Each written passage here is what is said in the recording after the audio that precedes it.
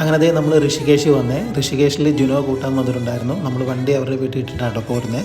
അപ്പം നമ്മൾ തിരിച്ച് വണ്ടിയൊക്കെ എടുത്ത് നമ്മളിപ്പോൾ വീട്ടിലേക്ക് പോവുകയാണ്. അപ്പം ജൂലിയെ കാണാനുള്ള എക്സൈറ്റ്മെൻറ്റിലാണ്. ജൂലിയെ കണ്ടുപോയി 3 ആഴ്ചയായി. ജൂലിയെ ഇവിടെ നമ്മൾ അടുത്തുള്ള വീട്ടിൽ നോക്കാൻ ഏൽപ്പിച്ചിട്ടായിരുന്നു കേട്ടോ പോയത്.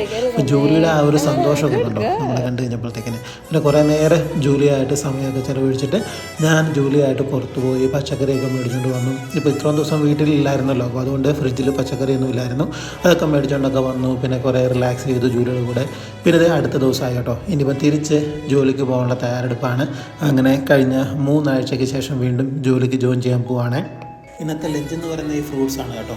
പിന്നെ ഞങ്ങളെല്ലാവരും കൂടി പുറത്തേക്ക് പോയി ജെറിയെ കാണാനായിട്ട് പോയേ. ജെറിയയും ഷാഡയൊക്കെ കുറേ ദിവസങ്ങൾക്ക് ശേഷം കണ്ടു. പിന്നെ ഞങ്ങൾ ഓഫീസിൽ നിന്ന് എല്ലാവരും കൂടി ഒരു ജ്യൂസ് കുടിക്കാനായിട്ട് പോവാണ്.